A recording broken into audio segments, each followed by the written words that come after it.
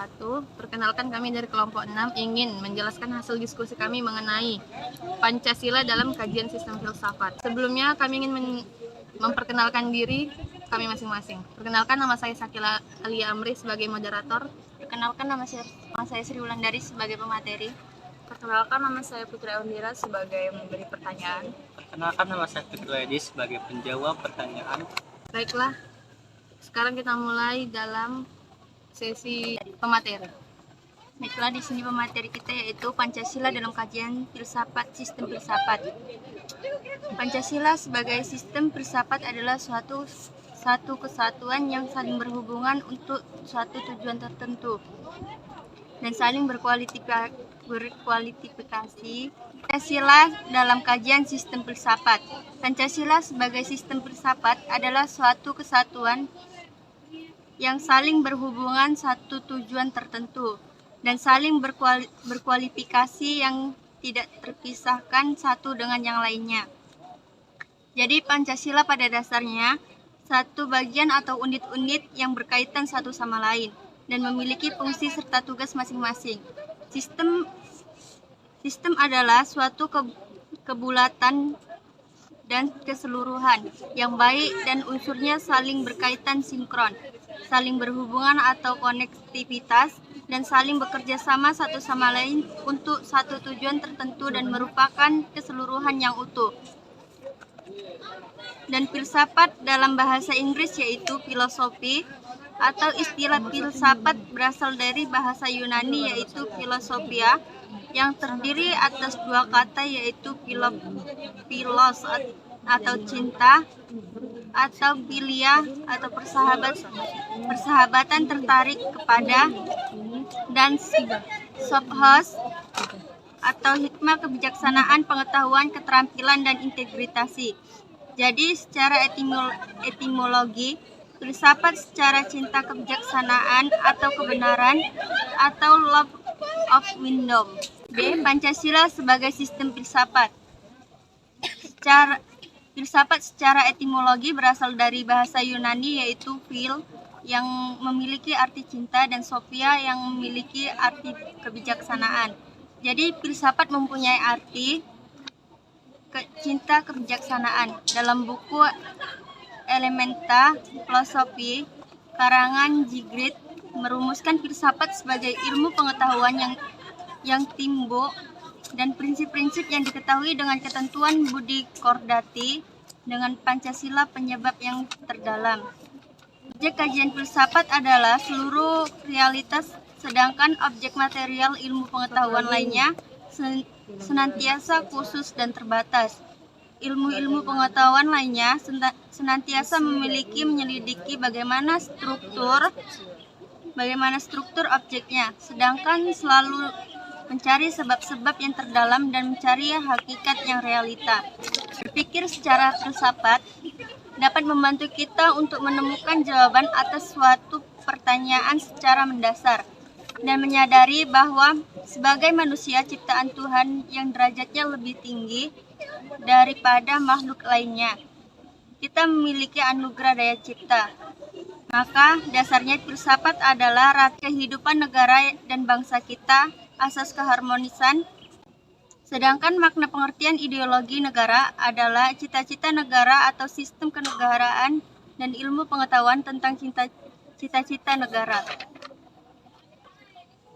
Untuk itu, secara filosofis, makna Pancasila sebagai satu kesatuan sistem filsafat memiliki dasar secara ontologis, dasar epistemologis, dan dasar aksiologis, seperti materialisme, liberalisme, praktisisme, komunisme, idealisme, dan lain-lain.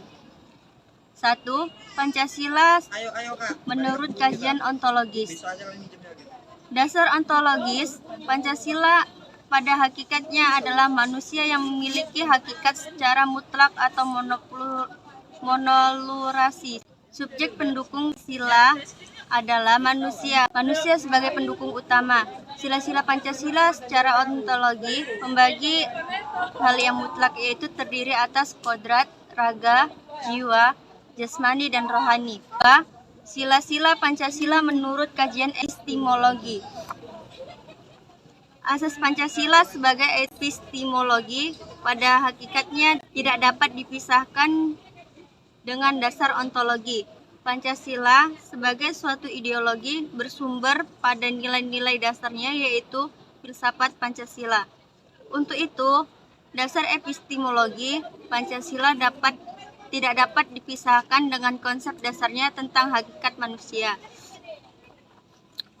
Berdasarkan epistemologi, dalam hubungannya dengan Pancasila dapat dirincikan sebagai berikut. Pancasila suatu objek pengetahuan pada hakikatnya meliputi masalah sumber pengetahuan Pancasila. Selanjutnya mengenai susunan Pancasila sebagai suatu sistema pengetahuan.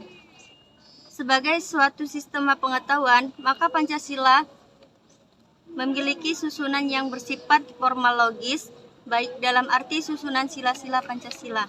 Yang ketiga yaitu sila-sila Pancasila menurut aksiologis. Secara aksiologis, nilai-nilai terkandung dalam Pancasila pada hakikatnya juga merupakan suatu kesatuan. Pada hakikatnya segala sesuatu itu bernilai. Nilai apa saja yang ada serta bagaimana hubungan nilai tersebut dengan manusia. Banyak pandangan tentang nilai terutama dalam menggolongkan nilai dan penggolongan tersebut amat beraneka ragam pada sudut pandang tertentu masing-masing. C. Kesatuan sila-sila Pancasila sebagai sistem filsafat.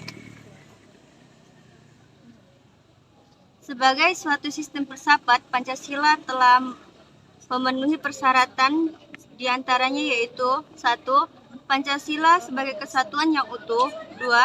Bersifat konsisten dan koheren. Selanjutnya akan dibawakan oleh saya sendiri. C. Kesatuan sila-sila Pancasila sebagai suatu sistem filsafat. Sebagai suatu sistem filsafat, Pancasila telah memenuhi persyaratan diantaranya sebagai berikut. Yang pertama, sebagai satu kesatuan yang utuh. Yang kedua, bersifat konsisten dan koheren. Yang ketiga, ada hubungan antara bagian yang satu dengan bagian yang lain. 4. Ada kerjasama. Dan yang kelima, semua mengabdi pada satu tujuan, yaitu tujuan bersama. Yang D. Nilai-nilai dalam sila Pancasila. Sebagai suatu dasar filsafat negara, maka sila-sila Pancasila merupakan suatu sistem nilai. Oleh karena itu, sila-sila Pancasila itu pada hakikatnya merupakan suatu kesatuan. Adapun nilai-nilai yang terkandung dalam setiap sila adalah sebagai berikut. Yang pertama, ketuhanan yang Maha Esa. Yang kedua, kemanusiaan yang adil dan beradab. Yang ketiga, persatuan Indonesia. Yang keempat, kerakyatan yang dipimpin oleh hikmat kebijaksanaan dalam permusyawaratan perwakilan. Dan yang terakhir yaitu yang kelima, keadilan sosial bagi seluruh rakyat Indonesia. Dan sesi selanjutnya yaitu adalah tanya jawab yang akan disampaikan oleh teman saya. Baiklah, di sini saya akan memberikan pertanyaan. Yang pertama yaitu mengapa Pancasila bisa disebut sebagai sistem filsafat? Baiklah, saya akan menjawab pertanyaannya. Karena Pancasila itu telah mengandung sebuah unsur pandangan nilai dan pemikiran yang dapat menjadi subsidi dan substansi sebuah isi pembentukan dari Pancasila ideologi. Oke, terima kasih. Dan selanjutnya saya akan bertanya lagi, mengapa kita harus berpikir secara filsafat?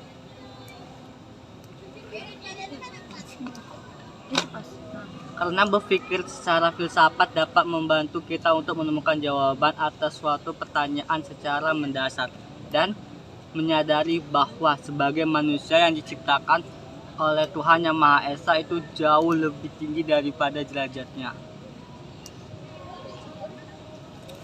Pertanyaan selanjutnya ialah bagaimana bentuk kesatuan sila-sila Pancasila? Bentuknya itu seperti piramida terbalik. Maksudnya? Piramida terbalik. Kenapa berbentuk piramida terbalik? Karena pada awalnya itu sila pertama ada ketuhanan Maha Esa. Ketuhanan Maha Esa itu kita sebagai manusia wajib mempunyai keyakinan atas agama masing-masing. Yang kedua, kemanusiaan yang adil dan beradab.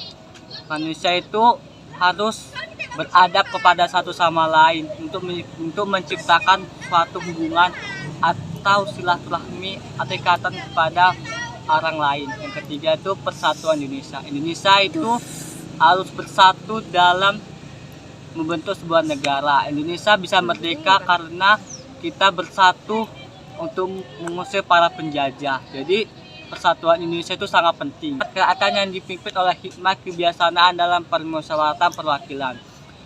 Dalam sila keempat ini kita diajarkan untuk bermusyawarah atau berdiskusi ketika mengalami suatu permasalahan. Tujuannya agar tidak adanya perpecahan atau saling dendam kepada satu sama lain. Di sini kita bermusyawarah untuk saling menuangkan seluruh isi pikiran kita terhadap suatu opini atau pendapat kita masing-masing, lalu disatukan dan muncullah sebuah jawaban untuk permasalahan itu. Yang kelima, keadilan sosial bagi seluruh rakyat Indonesia. Indonesia memiliki hak dan kewajiban.